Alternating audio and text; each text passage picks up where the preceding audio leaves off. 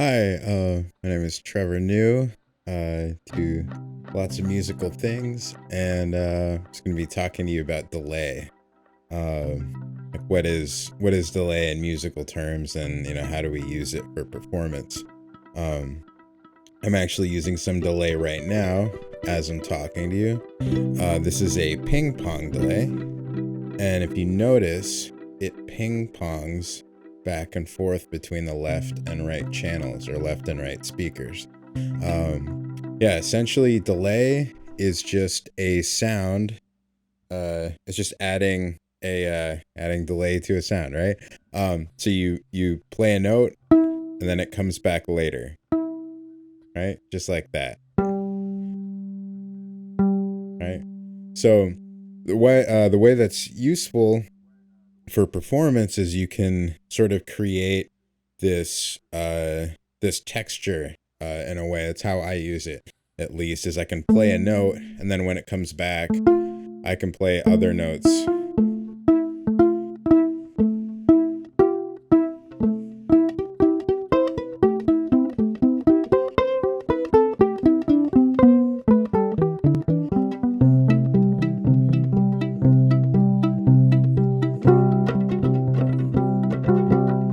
So this is the delay that's working right now. Is basically, it's a simple delay of what is that? It's at 120 BPM. So it is a delay of about a measure. 2, 3, and yeah.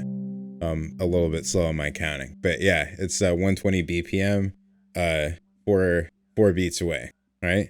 Um, what we can do is we just did this ping pong delay before, right?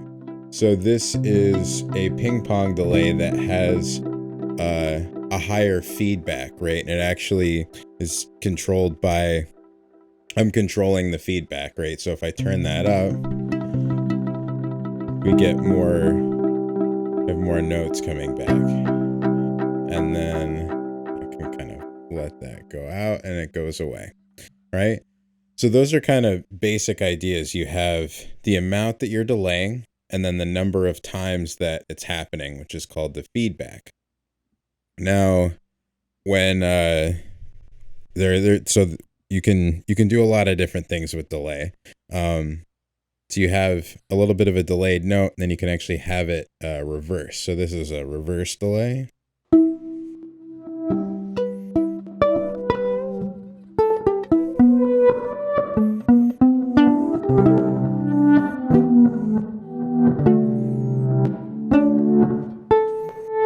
Doing a lot of pizzicato. Maybe I can use my bow here too. This one's really interesting because it adds a lot of character.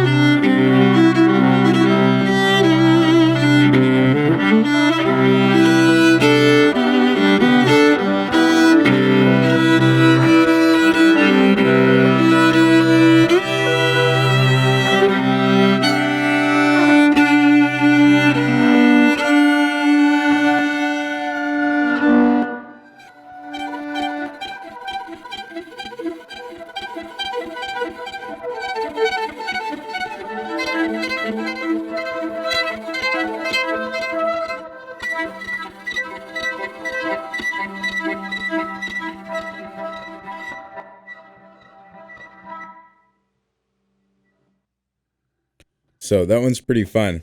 Um, so there's so much that you can do with delays, and if you looked online really at all, you'll find that there are thousands and thousands and maybe even millions of like different iterations of what people have chosen to do with changing the amount of uh time that for the delay, the amount of time it takes for a reflection to come back, and how many times it comes back, and how it comes back, whether it's modulated, if it's reversed, if you add distortion, there's so many different things that you can do with that. And, really because we can hear and perceive only specific amounts of time, there's a delay if you use like an octave drop. Like if you're doing a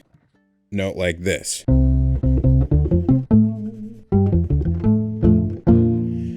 If you do that, the idea is that you're able to sound like a bass or something like that, or just sound lower. I don't know if sounding like a bass is pretty specific, right?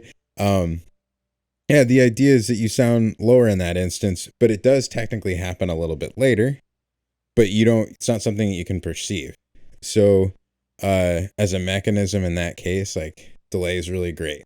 But you wouldn't call it that in that situation. You'd call it like a modulation of some kind, right?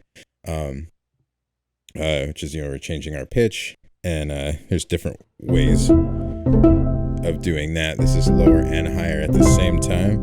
If we use that with like another delay, then we get like this sort of bigger warm sound thing happening here, right? Yeah, so there's a lot of different options. What I like to have students sort of consider is that it's called delay, but if we had many words for delay, we would use those. Kind of like how, the people who live in like Siberia where it's like super cold, right? They have tons of words for snow. We have, different words for delay, like echo or something like that. Sometimes people say reverb, which is actually not delay. Echo is more like a delay sound. Something's being reflected and coming back kind of as it is. But see if you can kind of, as you do any work with delays, see if you come up with creative ways of using it, whether it's within the actual effect or it's within your actual playing. There are many different ways of thinking about it. And it really is, I find it to be pretty enjoyable to explore a lot of those different ways of doing things. So what I'm going to do next is I'm actually going to play with, I think, like all of the different effects, all of the delay effects.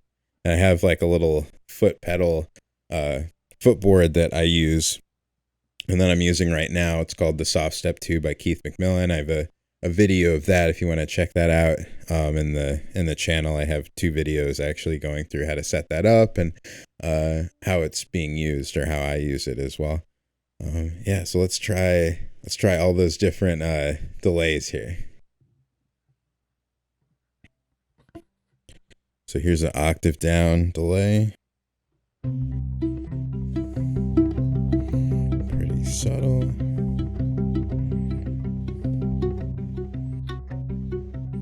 This is the simple delay.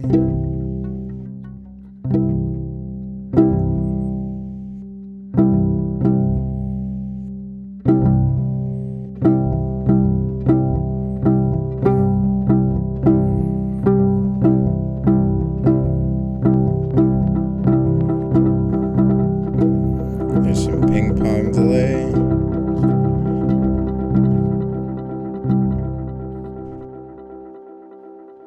And here is the reverse delay.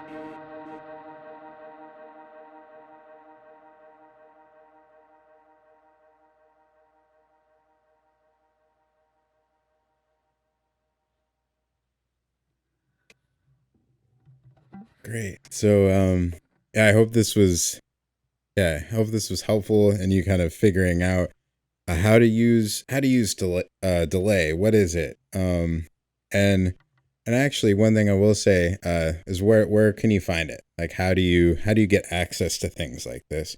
Um, there's lots of delays in Ableton Live. If you have Ableton Live, you definitely know that there's a lot of features. It's what I use.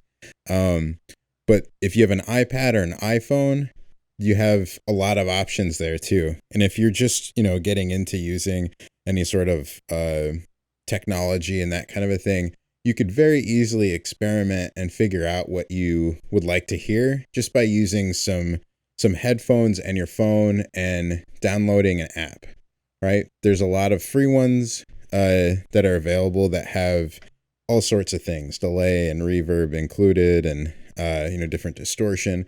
So it's something that's really easy to experiment with. You can use, the thing that you end up carrying around in your pocket if you have an iPhone or Android. Any of those things work. Really recommend it. And even as just a practice, using delay to practice with, to practice your scales or intonation, because your sound is coming back to you, it's being reflected. You're sort of forced to, you know, to deal with what you're hearing, kind of a thing. And that may be a little bit tough. Recording yourself, it can be a tough thing sometimes. But yeah, I think you end up the better for it, and you kind of get to know your own playing a little bit better. That's something that I've found. Um, right. So yeah, if this was helpful for you, please support me with like a like and subscribe. And if you have some questions about anything, feel free to, leave something in the comments, and I'll get back to you really soon. And yeah, hope you have a good rest of the day, and hope you're staying safe.